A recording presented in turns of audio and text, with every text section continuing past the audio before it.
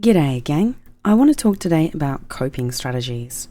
I think this is a really significant topic. I think that's echoed in narrative entertainment in general and our real lives, and I think it's a pretty significant topic to think about because, as I think a lot of us keep getting told, we're coping instead of progressing.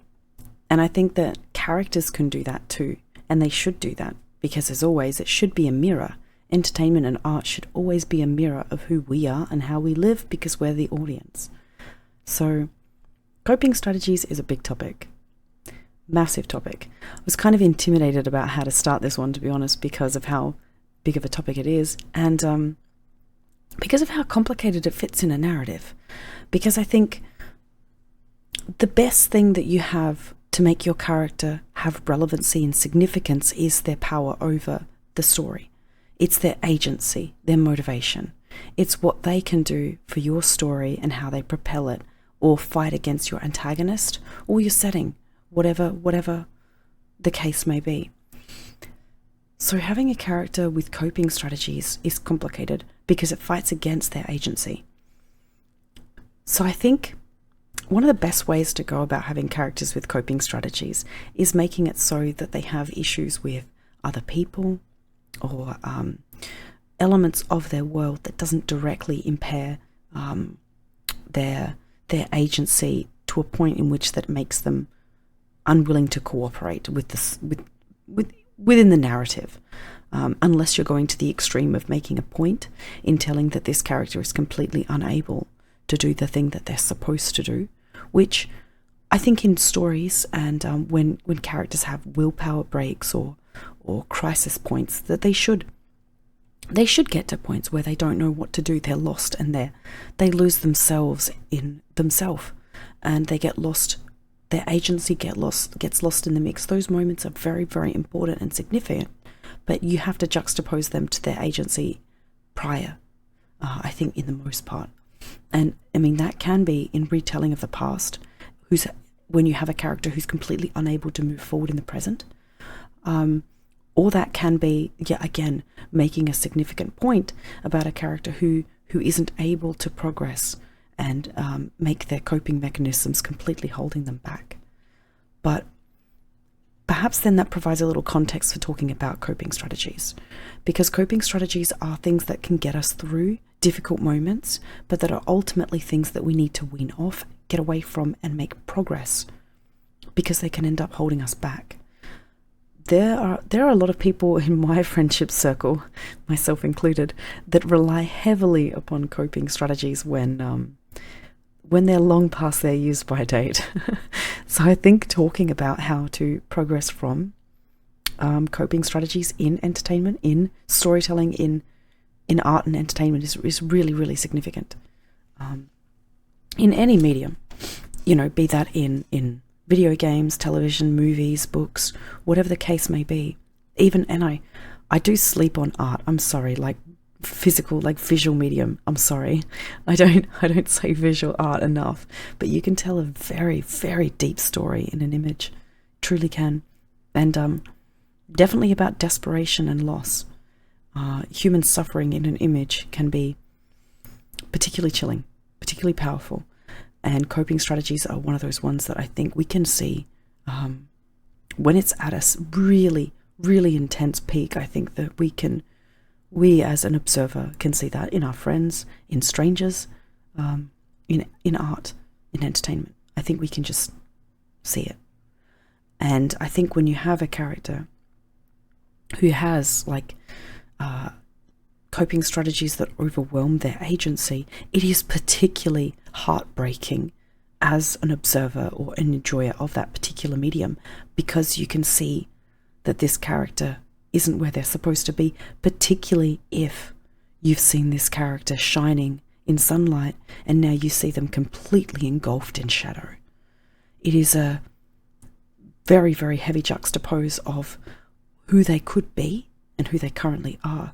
And I think that style of narrative, that style of storytelling, that particular element can be so particularly heavy that it ends up making it a bit overwhelming, I think, for some people. So having seen a character and knowing what they can do and seeing them completely debilitated or lost in themselves, I think resonates particularly hard this day and age, especially like mental health is out of control.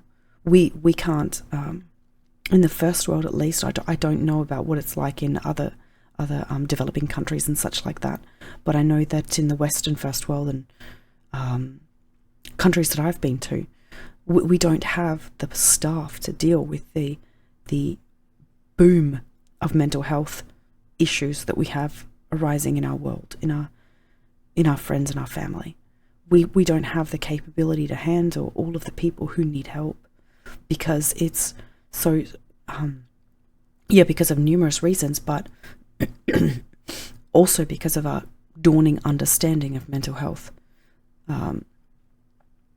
or perhaps misunderstanding at current. Who knows? I'm not a psychiatrist or a psychologist. I'm not even any sort of training on that. So this is purely speculative in the narrative sense. This has nothing to do with specific medical application, just to be clear. So it's a really complicated topic, especially for someone such as me who's a layman to the topic. But I think I do think we're doing it wrong, and I think the way that we view coping strategies is really complicated. I think when you compare our past to our present, I think a lot of people never dealt with their coping strategies, and they lived in coping strategies, and they couldn't progress, and they couldn't pass them. And I think that it gets to a point where maybe you can compare to history and say that maybe they were doing it better because they had more progress, or maybe that's just an easy way to see it, because we don't have connection with the past. We don't know how bad it was, but we do know that we are living in pretty much the best time to be alive throughout all of human history. We are the luckiest humans on the face of the planet, and we are a very small percentage of humans historically who existed. We're very, very lucky to be alive now, but we have a lot of issues. Coping strategies, mental health issues are pretty deep and pretty complicated. And I think the way that we approach coping strategies in art and entertainment, it should be intentional, I think, of anything. Definitely intentional. They're all very, very complicated and interwoven topics that can cause significant harm when done, I think, carelessly. So I think, like everything, but particularly topics that cause harm, we should be careful, intentional, and thoughtful about how we bring up these topics, about mental health and the entire umbrella that it encompasses. And coping strategies is one of them. So having a character break and seeing them, like I said, in their glory, and then seeing them in their shame, juxtaposing those two pieces is significantly hard-hitting, and it's important to tell those stories, I think. It's important for characters to have flaws. It's important for characters to fail, trip, to fall, to break bones, to bruise. It's important for them to say, this is a task for which that I am not up to.